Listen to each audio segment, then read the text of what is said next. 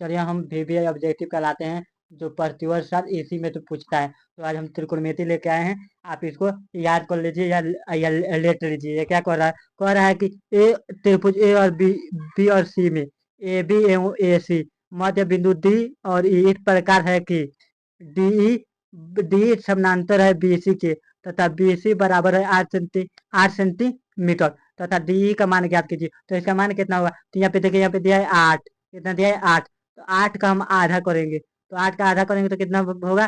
4, तो इसका आंसर 4 होगा। तो 4 आप लोग क्या मार्क करिए? 4 देखिए सी में दिया हुआ है, यहाँ पे 4 सेंटीमीटर होगा। आप लोग जाइए और 4 सेंटीमीटर मार्क करिए एग्जाम में। अगला क्वेश्चन देखते हैं, अगला क्वेश्चन क्या कह रहा है?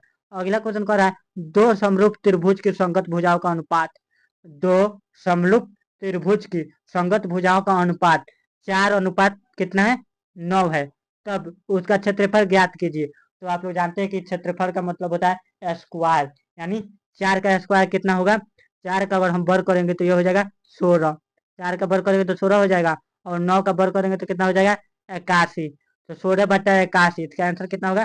16/81, जो बी नंबर पर दिया हुआ है, ये बी नंबर होगा। तो बी नंबर होगा, आप लोग याद करते चलिए। चलिए अगला क्वेश्चन हम देखते हैं। अगला क्वेश्चन 3 नंबर में क्या कह रहा है?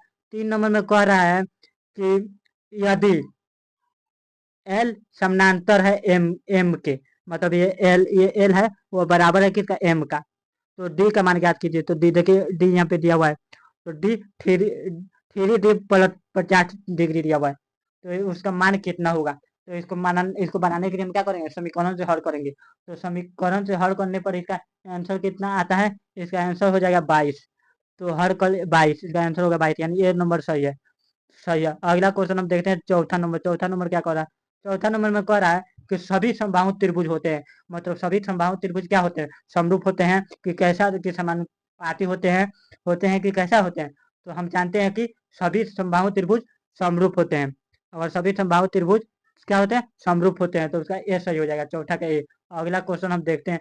अगला क्वेश्चन में क्या कर रहा है? अगला क्वेश्चन कह रहा है अगला क्वेश्चन कि दो दो समकोणीय त्रिभुजों में उनकी संगत भुजाओं का अनुपात सदैव में सामान्य रहता है, किसने कहा? तो ये सी सही होगा, इसका सी सही होगा इसका सी सही होगा, सी सही है। आप लोग इसको कॉपी में लिख लीजिए और याद कर लीजिए। यही